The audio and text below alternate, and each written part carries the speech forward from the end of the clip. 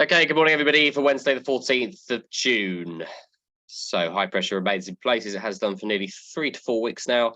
Easterly flow, what's new? Nothing really. So no significant weather at all there.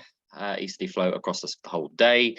Winds at heights, very simple to say. Easterly, probably east-northeast at around 10 knots. We did see it a little bit stronger yesterday, but I'm not expecting it to be quite that blustery today.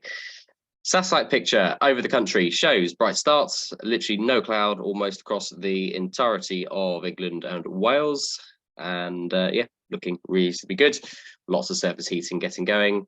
I did see the odd bit of moisture out there this morning, but there was sort of 1/8 cumulus, barely that.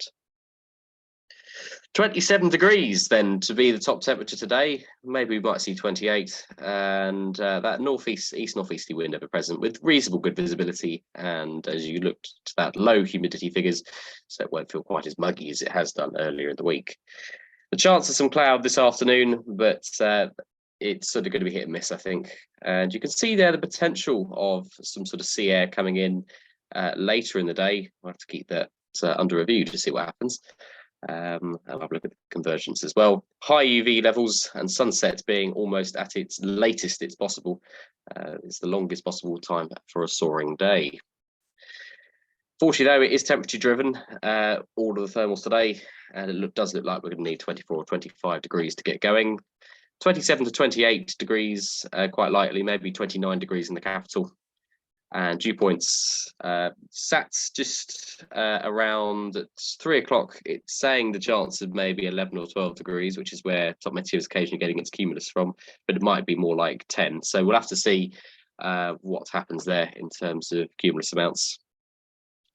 Your sounding for today then, very solid inversion initially, needs about 24 degrees for it to be broken. Very, very dry air initially. You can see the inversion sat there a little bit lower than it was today. Yeah, it looks like an inversion at 5,000 feet initially, but that should get warmed out and yeah, should produce a reasonably nice day. One thing to note is the profile, which shows us where potentially we may see some cumulus later this afternoon, and each model was varying slightly differently. I'm only going to show you top meteos. Sky sites may be different. Soarmets then is showing 16 degrees at Lasham, dew point of 10.5, and the photo outside is lovely in blue. And despite our ground having a bit of rain earlier in the week, it doesn't look like that's had too much effect. METAR-wise, Farnborough reporting Cav-OK and Cav-OK for the full day. Don't really think there's too much more to say. Again, Brize Norton, exactly the same. Cav-OK, and nothing more to say. So on to top meteo. Then, and for a standard class glider, that's what it says is the PFD. Good round dust, good out maybe just a bit to the north and to the northwest. Could also be not too bad along the coast as well, but obviously bearing in mind it does appear that there might be a bit of sea influence, and we will have a look at that if I can find the setting. But starting with thermals, well, it's not going to get going till lunchtime. I think it will be unsoarable pretty much till 12. From 12 onwards, weak climbs up to 3,000 feet of Lasham. But then once we get to 1, 2 o'clock, it does look like we will have blue to shallow Q up to 5,000 feet. And then 6,000 feet by 2 to 3 o'clock, according to this. I think the temperature and dew point profiles are a little bit optimistic on this, given especially what we had yesterday. But if you were to believe GFS, we could see cloud bases of 7 to 7,500 feet in some parts of the maybe the Cotswolds and up to the M4 corridor. Bit useless when you're near airspace, but better than what we had in the spring, eh? Out further widely, blue out towards Wales, down to the southwest and to the southeast. Is the chance of some overdevelopment? It says, well, believe it when I see it, but top meteo is showing the risk of some isolated overdevelopment patches to the south of us. Whether that's linked with any convergences or anything like that, I don't know, but worth watching to see what happens there. But it will go on late, no doubt, in sunset being that late, you can still see it 7 o'clock, it's still saw a water 6,000 feet out to the west of us. By 8 o'clock, it's saying time to be in the bar. I'll just see where my convergence option's gone, but check. Maybe I dreamt it up, but anyway, yeah, there is potential of some, with this wind direction, of a little bit of convergence on the south coast. So worth just keeping that in mind if you are going down in that direction. And if we do get a sea breeze front, then yeah, it will swing the winds more southerly. But nothing too drastic from the looks of it, and not till right at the latter parts of the day. Your site forecast for today then is showing 3.5 knot climbs, pretty strong for top meteo, up to 5,000 feet, and then up to 6,000 to 6,500 feet this afternoon. The top temperature, this is predicting of around 25 degrees. Dew points actually quite low on here, 5 degrees. So I must have a look to see where it's getting that idea that cumulus is possible. I'll just have a look further up country. No, Up Avon's not got it, and Cheltenham's got a bit of Q. Yeah, if looking like 24 and 10 might give cumulus according to top meteo, but I think that, again, still on the optimistic side. But yeah, a reasonably nice day, and I think we've got a couple of nice days coming up ahead of us. Okay, airspace wise, first of all, just to clear up any clarity on our own NOTAM, this was incorrectly issued by the CAA as a gliding competition. I send these NOTAMs out in order to make people aware we may have a grid launch. I did not say gliding competition, but they have put gliding competition in there. To avoidance of doubt, there is no comp running today. I will just merely say you are practicing, as we've got the regionals, which do have spaces, by the way, in August. So yes, ignore that. I've NOTAM'd that we're busy, not that we got a comp on.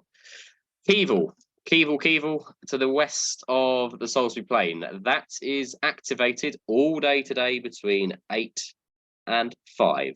Boscombe is the controlling authority, so please do call them if you need to go through it. I'll be very interested to hear what experience you get. Little Rissington, just to the north, number 42, just to the north of Bryce. That is showing parachuting pretty much all day. Or is it? No, they have got a strange time on that NOTAM. 10:30 to 1300. Yeah, it's basically 4 nautical mile radius of Little Rissington, but by 1 o'clock that appears to have ended. Lots and lots of paraglider activity going on across the area, and Salisbury Plain is active, and 16 is a restricted area, temporary for the heliport on the Isle of Wight Music Festival. And yeah, I don't think you're going there, but just bear that in mind. Isle of Wight does have a restricted area, temporary.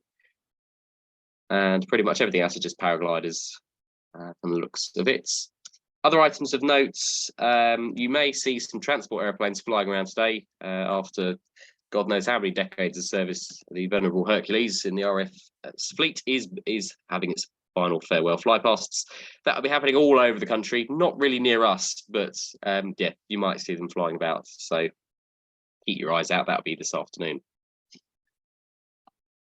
All right. Unfortunately, we do have our own sort of air show running, the courtesy of our tenants.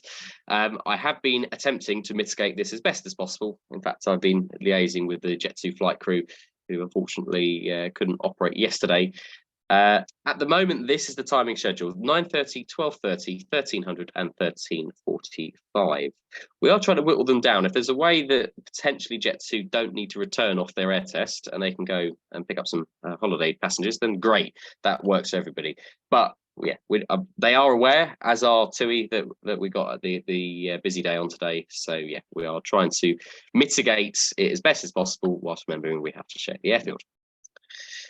Operationally, then, to start with, after the jet movement, which I'm going to ring the captain shortly and just double check that everything's running to time. We will be launching from the runway. The cable's on the south side, and air towing from the north side. I think once I get an idea of what's going to happen in terms of jets returning, jets wanting to depart, X, Y, Z, then we're going to change the operation, because this we're not going to have use of the runway for a good couple of hours, I don't think. And that change of operation will be to have a winch launch point by the control tower at 2XL here, and we will winch across the airfield. We would then have a grid from here, launching to the east. That means that the runway would not really be available through that period. It's either that or we don't launch at all during that time. So yeah, if you're a heavy two-seater launching to the east, then do consider your grid position or consider waiting till we're back on the runway. But that is, I think, the best way to operate, probably from 12 to 12:30 onwards. Once you see the caravan move, that is the setup we'll use. Circuits, easily right round to the right onto there, or onto the north side, giving plenty of space to the grid. There is a cone, which is about here, which would determine the most forward, most post of the grid. Excellent. So yes, and just remember, jet movement procedures, do not fly on the extended centre line, listen to your radio, and if you are landing with the jets for whatever reason, don't try not to, but also just make sure that you are going to land long, not land short, and vice versa with a takeoff. So yeah, those are your movements today. It's runway 09 in use. Bit tricky, but we'll make the most of it, as it's nice and sunny. Right, we'll see you on the airfield. Bye for now.